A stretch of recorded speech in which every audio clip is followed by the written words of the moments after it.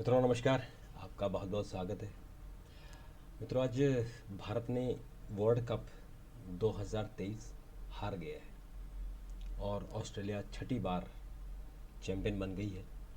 और आज की हार ज़्यादा महत्व नहीं रखती क्योंकि खेल में तो हार और जीत सामान्य सी बात है, लेकिन आज भारतीय टीम ने संघर्ष ही नहीं किया। आज आप शुरुआत से देखें, जब टॉस जीता और पहले बल्लेबाजी की तो उसके बाद रोहित शर्मा को ताबड़तोड़ करने की ज़रूरत नहीं थी। 47 रन उन्होंने बनाए 31 बॉल में, लेकिन उनको प्लान उनका सही था कि वो शुरुआत में ही अच्छा एक एवरेज बना दें तो फिर पीछे वालों के लिए 400 रन बनाने का रास्ता साफ हो जाएगा। लेकिन जैसे ही शुभम गिल गिरा तो उसके बाद फिर उनको ठहर जाना चाहिए था और फिर अपना विकेट बचा के रखना चाहिए था। उसके बाद श्रेयस अय्यर को आपने देखा, आया और गया। आज फिर उसके बाद केएल राहुल ने ज़रूर 66 रन बनाए लेकिन बहुत धीमा खेले। और विराट कोहली जो स्टार है उनसे बड़ी उम्मीदें थी, लेकिन वो भी आज 56 रन ही बना पाए। तो कुल मिला के 240 रन बने।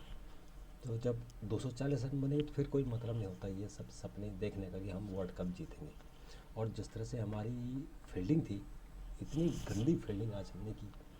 आप ऑस्ट्रेलिया को देखें कि ऑस्ट्रेलिया ने आप क्यों 240 बना पाए। कम से कम 40 रन आज ऑस्ट्रेलिया के जो फील्डर हैं उन्होंने रोके।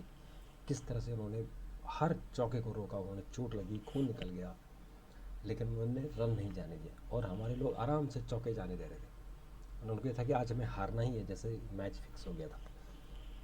आप शॉट मार रहे हैं और अगला आदमी बॉल के पीछे भाग ही नहीं रहा है। तो इस तरह से आज लगा ही नहीं कि एक चैंपियन जिसने जो नॉट आउट रहा, जिसने अपने सभी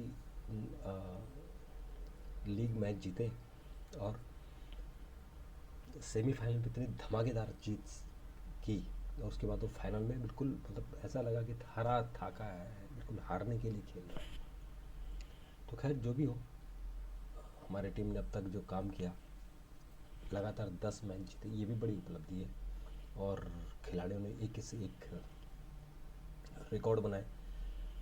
विराट कोहली ने सबसे ज़्यादा रन बनाने का 765 रन बनाने का रिकॉर्ड बनाया और मोहम्मद शामी ने सबसे ज़्यादा 24 रन लेने का रिकॉर्ड बनाया। तो रिकॉर्ड अपने पास बहुत है, रिकॉर्ड की कमी नहीं है। और आज जिस तरह से रोहित शर्मा रो कर गए, वो थोड़ा सा ख़राब लगा कि रोहित ने बड़ी मेहनत की थी और लग रहा था कि अब हम जब 10 मैच जीत गए तो 11वां भी जीत जाएंगे। लेकिन चलिए, मामला ऑस्ट्रेलिया के पक्ष में गया क्योंकि ऑस्ट्रेलिया ने बहुत अच्छा खेला। और लग भी रहा था जैसे कि जब मैच हुआ और जब सेमीफाइनल हुआ और ऑस्ट्रेलिया जीता तो लग गया था कि अब छठी बार ऑस्ट्रेलिया ही ले जाएगी। तो ऑस्ट्रेलिया ने आज वाकई बहादुरों की तरह खेला और जीता और अपने जो अपने प्रतिद्वंदी को अपने आसपास नहीं आने दिया, यानी फटकने ही नहीं दिया उन्हें, संघर्ष ही नहीं करने दिया, इस लायक ही नहीं रहने दिया कि वो संघर्ष कर सके। तो मित्रों, ये तो वर्ल्ड कप है, 4 साल तक ऑस्ट्रेलिया जो चैंपियन बनेगी। और भारतीय टीम के नाम पे अनेक रिकॉर्ड है और हमारी टीम वाकई अच्छी है, इसमें कोई शक नहीं है।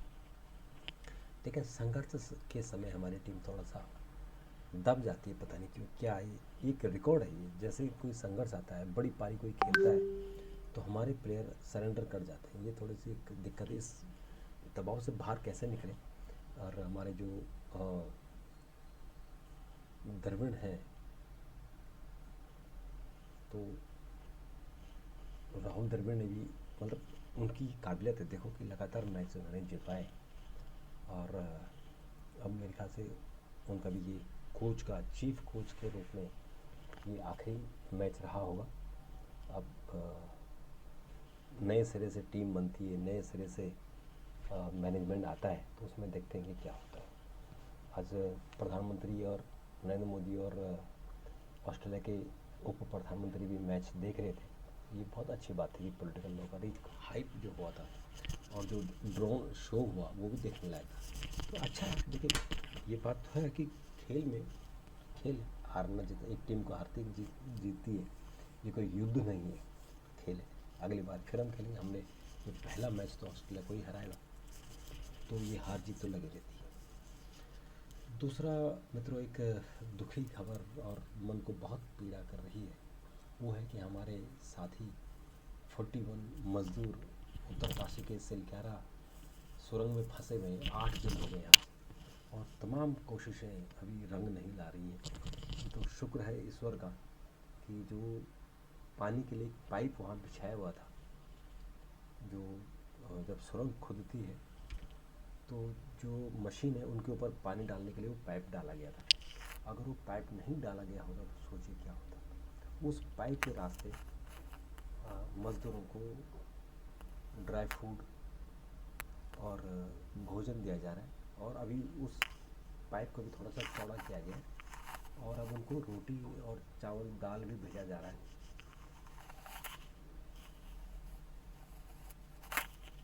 उनको दवाइयाँ भेजी जा रही हैं। और ये भी ईश्वर का शुक्र है कि वहाँ लाइट थी, बिजली थी, क्योंकि वो काम कर रहे थे तो बिजली के साथ, वायर के साथ साथ लाइट भी काम कर रहे थे, तो वो लाइट वहाँ है। तो वो सुरंग वहाँ आज जब जो अमेरिकन ऑगर मशीन है, जब उससे खुदाई हुई, और उस खुदाई में जो सुरंग बना रही थी, जो जहाँ तक मिट्टी थी वहाँ तक तो ठीक था, वो काम कर रही थी, लेकिन उसके बाद वहाँ पहाड़ आ गया सामने, और उस पहाड़ को जब वो खोद रहे थे तो पूरा पहाड़ के कंपन आ गए, जैसे भूकंप आ गया, तो अंदर से चिल्लाने की आवाज़ें आई। तो फिर जो बचाव दल में जो लोग काम करते हैं उन्होंने काम रोक दिया। वो लगा कि ऐसा ना हो कि वो पत्थर अंदर जाके गिर जाए और जो मज़दूर वहाँ हैं उनके ऊपर वो दब न जाए, तो ये भी एक चिंता थी। तो फिर वो काम रोक दिया गया। तो अभी 3 जो प्रयास किए गए थे वो तीनों फेल हो गए हैं, और अब चौथा प्रयास और किया जा रहा है, जो सुरंग की 5 तरफ से, उस सुरंग के 5 तरफ से सुरंगें खोदी जा रही हैं, और उसमें एक मशीन हॉलैंड से आई है। तो ये ऑगर मशीनें हैं जो सुरंग खोदती हैं। तो उसमें देखते हैं, ईश्वर करे कि अब 2-3 दिनों के अंदर उनको बाहर निकालें, क्योंकि 8 दिन हो गए और सब लोग चिंता कर रहे हैं। उनके परिवार भी अब दिल्ली आ गए हैं, वह उत्तराखंड चले गए हैं, जो उसमें कुछ बिहारी हैं, कुछ उड़ीसा के लोग हैं। तो वो लोग, परिवार के लोग बहुत परेशान हैं। वो लोग आज उत्तरकाशी गए हैं, और वहाँ उनकी इंतज़ाम किया है सरकार ने, उनका ठहरने का इंतज़ाम, रहने का, खाने पीने का इंतज़ाम किया हुआ है, क्योंकि चिंतित हैं, परिवार के लोग चिंतित हैं। फिर आज केंद्रीय गृह मंत्री, केंद्रीय सड़क परिवहन मंत्री नितिन गडकरी वहाँ गए। प्रधानमंत्री के जो एडवाइज़र थे खुलवे साहब, वो वहाँ थे। फिर वहाँ सरकारी और गैर सरकारी संगठनों के लोग हैं, वो वहाँ गए। प्रधानमंत्री के डिप्टी सेक्रेटरी हैं वहाँ, मंगेश घिल्डियाल, वो भी वहाँ गए। तो और जो BRO है सेना का, वो भी वहाँ गया। तो चारों तरफ से प्रयास किए जा रहे हैं कि उनको कैसे वहाँ से निकाला जाए। उस जो वो सुरंग के अंदर फंस गए, एक गर्भ के अंदर है, उस गर्भ से बाहर कैसे आए। तो ये चुनौती है समाज के लिए, और हमारे साइंटिस्टों के लिए, हमारे जो इंजीनियर हैं उनके लिए भी चुनौती है, केस स्टडी, कि अगर ऐसा हो जाए तो अब क्या करोगे। क्या उसका जो अल्टरनेट रूट भी तो होता है, कि अगर ऐसा हो जाए तो अल्टरनेट रूट क्या होगा। यहाँ अल्टरनेट रूट नहीं बनाया गया, क्यों नहीं बनाया गया था, इसको बात की बात होगी, बाद में इंक्वायरी वगैरह होगी। लेकिन ये चुनौती सबसे सामने पूरी समाज के सामने है, हमारे साइंटिफिक कम्युनिटी, इंजीनियर कम्युनिटी, उनके सामने ये चुनौती आ गई है। तो मतलब इसकी चुनौतियों का हमें सामना तो करना ही पड़ेगा, और सामना करने के अलावा अभी हमारे पास कोई और उपाय भी नहीं है। लेकिन हमें इस चीज़ का ध्यान रखना पड़ेगा कि भारत सरकार, यानी हमारे जो हमारे प्रधानमंत्री हैं, वो इसमें खुद इंटरेस्ट ले रहे हैं। हमारा सड़क परिवहन मंत्री नितिन गडकरी, सेक्रेटरी अरविंद जैन, और CM पुष्कर सिंह धामी, ये सारे इंटरेस्ट ले रहे हैं, लगे हुए हैं। तो ये बड़ी अच्छी बात है। जो हमने जो सब लोगों की पीड़ा उसके उसमें साथ है। और इसमें हमें थोड़ा सा अब ईश्वर की कृपा चाहिए, क्योंकि जो सबसे बड़ी बात थी कि वहाँ सुरंग के जो मुहाने पर बौख नाग देवता का मंदिर था, वहाँ तोड़ दिया गया था। तो ये भी कहा जा रहा है कि वो भगवान नाराज़ हो गए। तो अब तो वहाँ दोबारा से भगवान की स्थापना कर दी गई है। तो भगवान से प्रार्थना है, मैं भगवान बौखनाथ नाग जी से प्रार्थना करूँ, जो हमारे नाग देवता है, मैं प्रार्थना करूँ कि भगवान उनको अब बचा लो, क्योंकि उन्होंने जो गलती तो कंपनी ने की, वो तो मजदूर है और वो एक गर्भ के अंदर है। बहुत दिन हो गए, 8 दिन हो गए, 1-2 दिन तो चलता है, 8 दिन हो गए। अब उनको सुरक्षित बाहर निकाल दीजिए और उनके जो परिवार के जन हैं वो उनके साथ सकुशल रहे, उनके बच्चे परिवार के जन है वो खुश रहे और उनको बचाइए।